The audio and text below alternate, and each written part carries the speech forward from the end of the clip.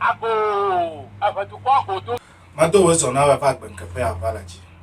Agbanu me dibe mi akponye be mi afe eto papaji.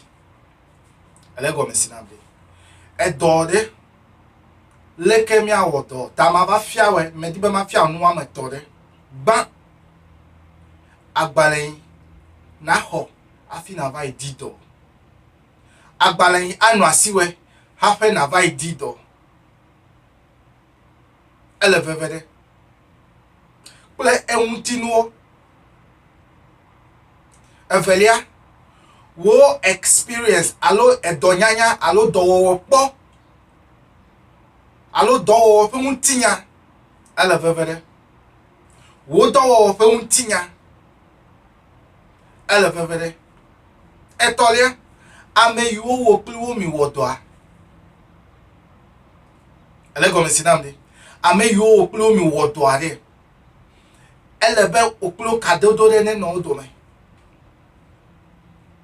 male ya glopre susube ma de ofete gome ne na se gome ne na nyale na jirado na to edo eya nyame me ma no apadodo de government de kwevo ejebe mi apodo papaji ta nu banto alo agbale banto yeme suba alo le nyonu nu metoto me va kpowe ele vevede na wonye wo suku de fa agbare no fiye suku de fa agbare de mega kofe o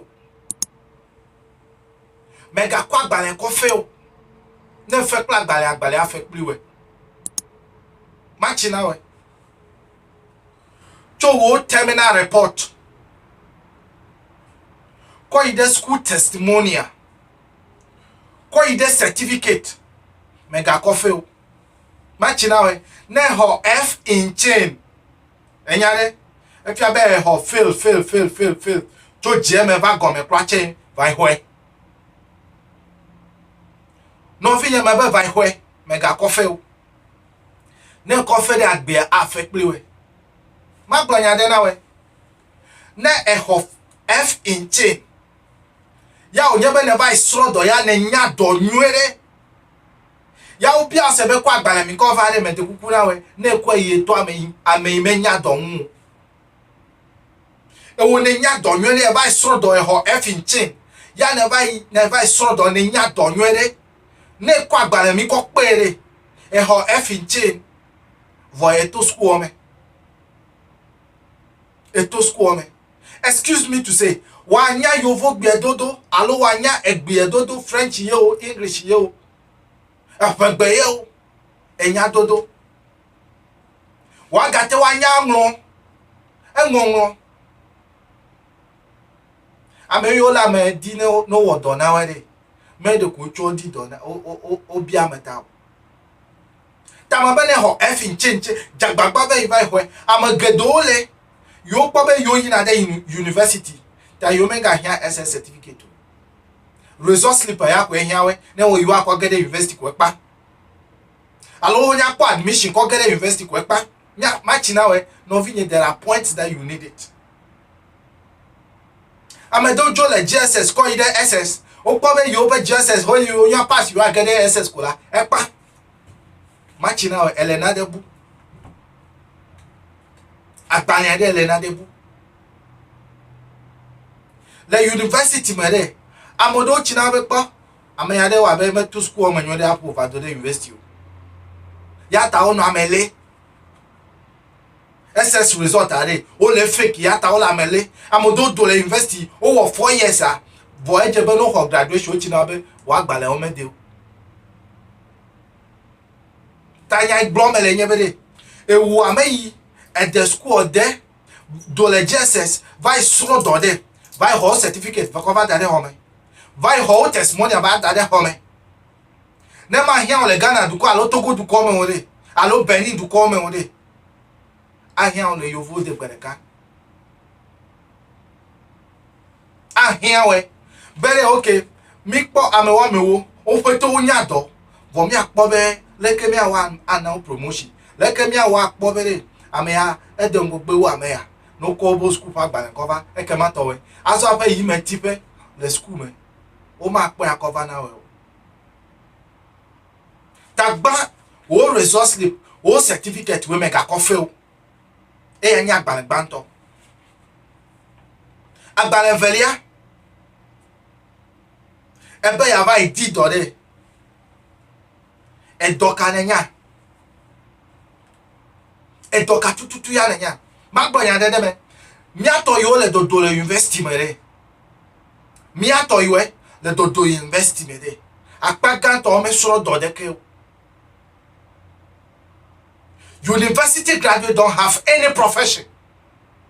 Seriously.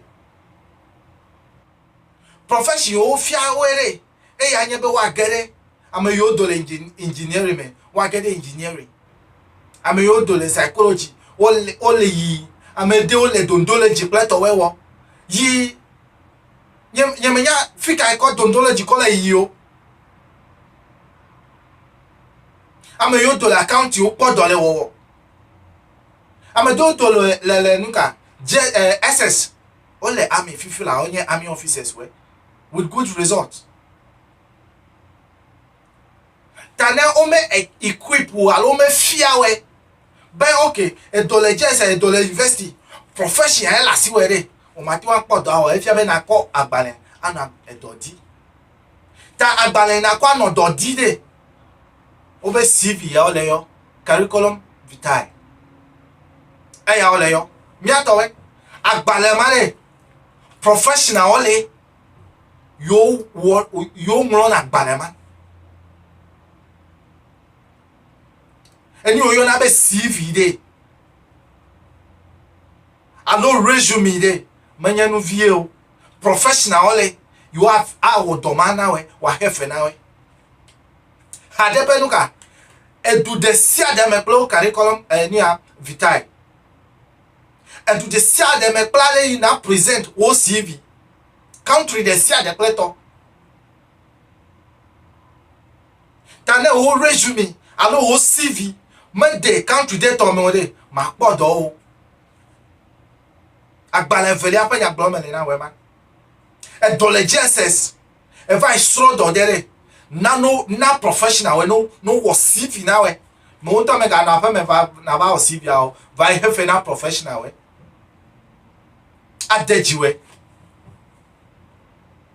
Adejiwe vai hefe na professional we no wo professional CV na we then na call CV ko vai podo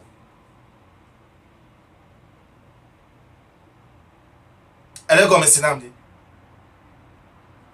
professional CV vai na no we na we carpenter nye o messi nye o taxi driver nye o jagbagba then na buy na professional ne wa wo CV na we hada me do onye professional if man nye opedo CV o de e ya nye opedo e ya nye doyo le o kole nudu ta o pile if man no mo CV po me po me po e ko CV cover ne po CV o cover de wa puputa professional CV wanya be CV enye ya va mi ento me nya do tututu ta ne won to anya be nya do ya ne get profession me ka ko fe o vai hefe na me de ne wa CV na professional CV dem be ma gbo fe nya de do ma in 1 week kula ma de na ma ko gbo CV onya enya I ma gbo na we ma agbale tole ai me dibe na wo ya anya be de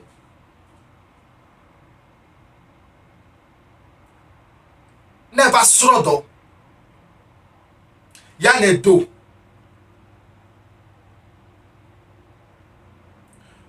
amedo nanabe testimony amedo nanabe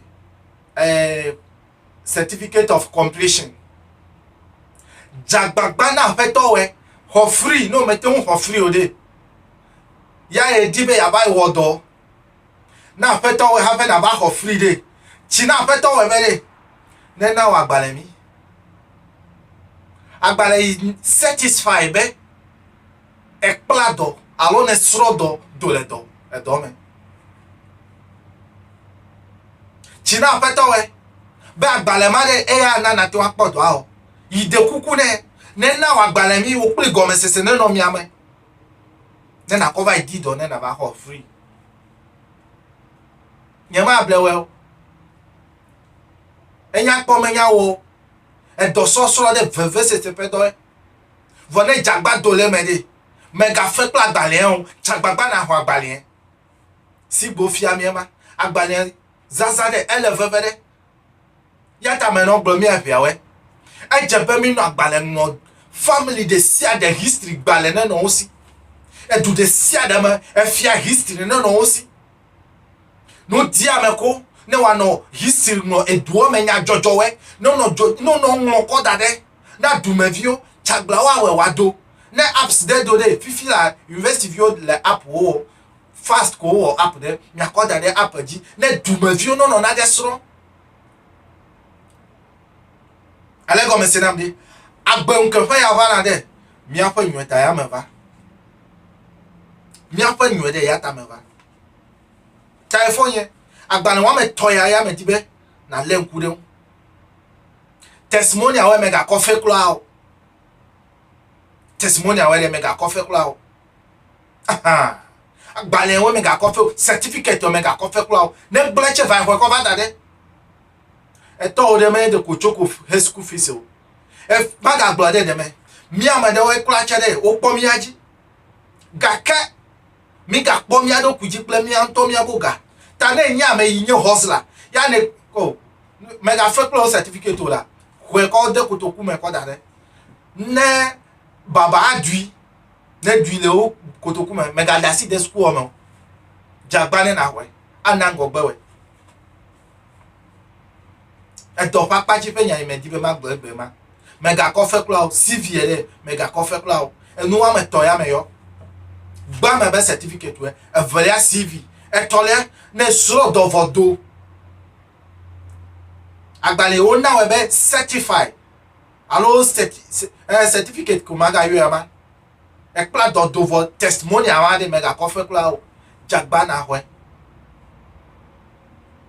ava hia we chop ahia we chop ye ma kunu bo na nya de la si we de nre dete because do imele gbogbo do pe nya igbo mele fufula re menye mi awe la Africa de o mi akwekwo ide yovu de che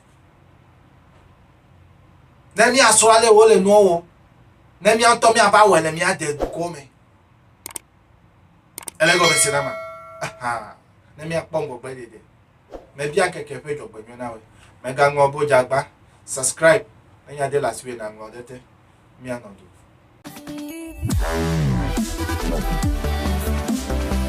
wow.